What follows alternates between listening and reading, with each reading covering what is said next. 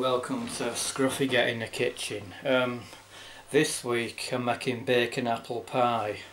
You've probably never heard it before. It's one of my own recipes and it's a new one for me, so let's see how we get on. First thing we've got to make is pastry, and for that, and to kick off for that, we need 200 grams of flour.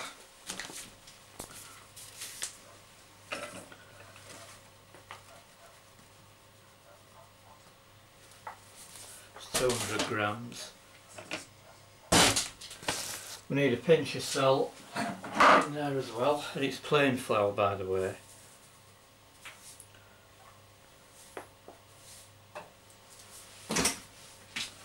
And 110 grams of butter, but in this instance we're using margarine.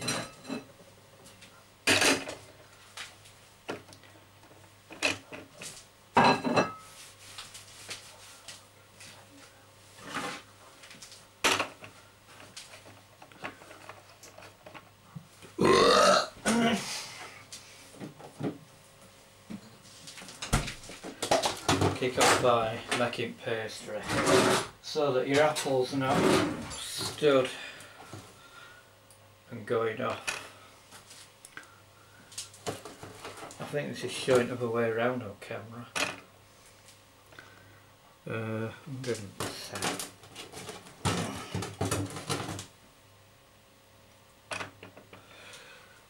That should do it.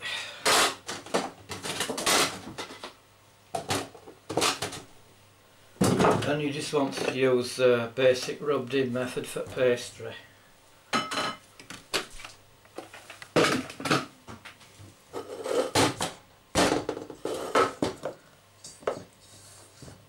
Just rub it in with your fingers.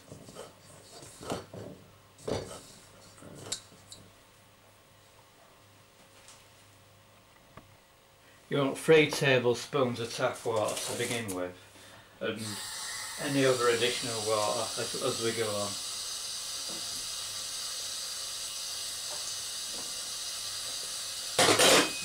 on. And you just want to knead it in a bowl to bring it all together into a stiff consistency.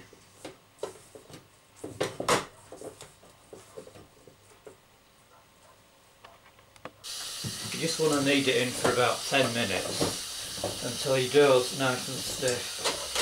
And keep putting flour on your hands because it does tend to stick to your hands. Just keep adding a odd tablespoon of water as you go. And I think we can get this out onto the deck. What you want to do is cover your deck with flour before you start. Nice sprinkling of flour on you board or your worktop or whatever. Just cover the surface area.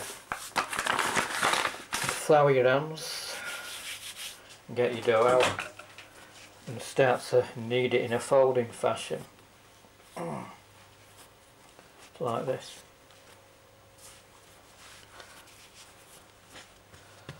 Just keep adding water if it dries out.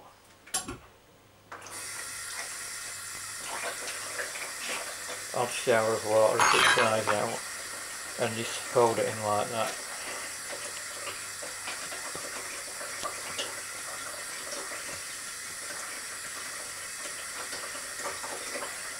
Hopefully there should be enough there to provide a top and bottom, a base and a crust. Lace it across the top like that and just fold it in.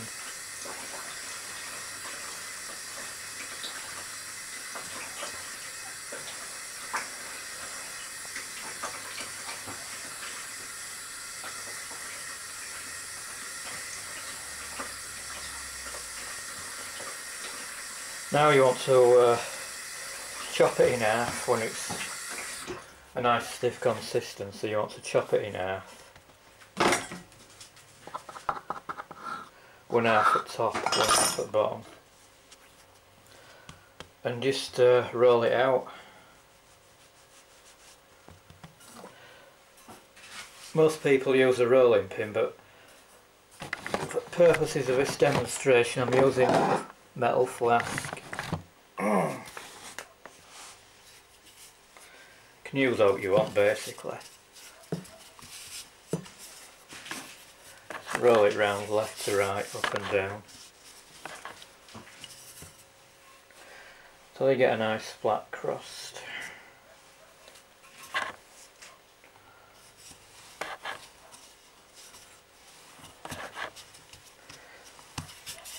There's not a lot of skill to this, just try not to get it too thin. Ideally pastry should be like this. Fairly thin but not too thin, so you can work it with your fingers, and some pizza chefs would throw it up in air and toss it about, but we don't do that. It's a nice consistency, that, not bad. Right, does it cover the pan?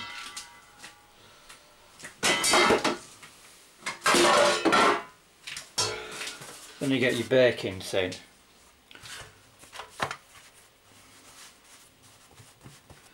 Don't quite cover the baking tin, but it doesn't matter.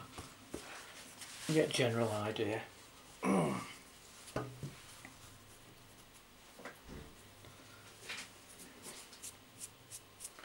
Now you want to be getting your apples ready. Unfortunately, as they didn't have any cooking apples,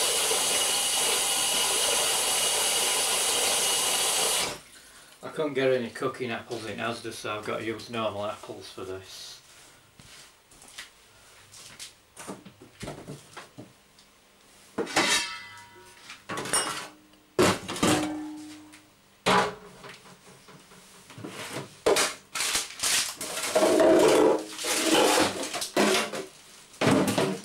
Just a matter of peeling a few apples, and so you've basically got enough to cover the base of your pizza, or base of your pastry. 3 should do it. Just peel and core them. These are fairly small apples, as you can see, but it's just a matter of peeling them.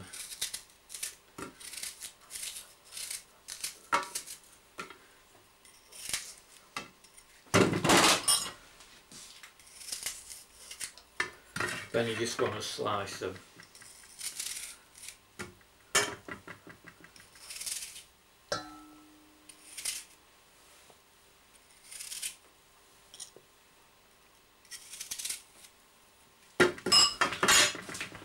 Idea is that you slice your apples until you get a nice covering of apples on your pastry base. What you also want to be doing is sprinkling them with lemon juice so they don't go sour. So want to give them a sprinkling of lemon juice to stop them going sour. You always do that when you're cooking with apples. Now we've got basic pastry nicely covered with apples, it's time for bacon.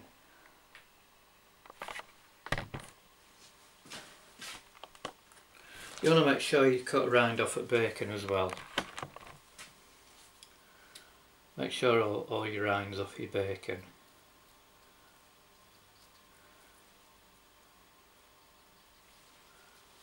And you can cut this into strips and lace it over your apple or in between, whatever.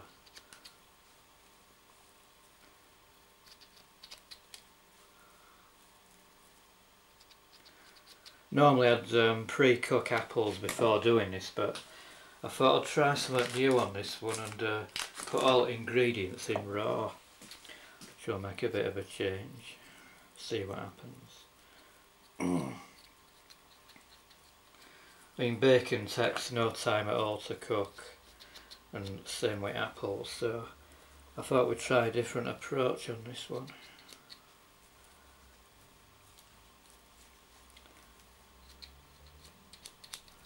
There's your bacon strips.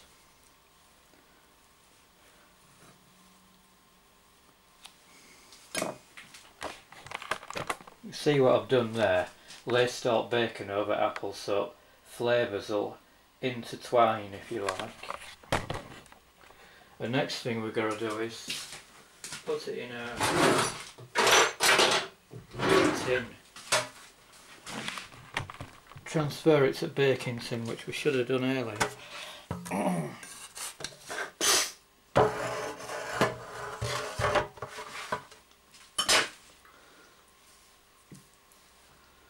If your pastry is nice and firm, you should just be able to lift it up like that and just lay it over, which we should have done in the first place, but never mind. Then you want your pastry top, your second half of pastry. Your second half of pastry, just basically the same thing again, just rolling out, in this case with metal flask. We don't have a rolling pin to hand on this one. I don't believe in spending money on fancy rolling pins and stuff like that when you can just use a metal flask or a big coffee jar.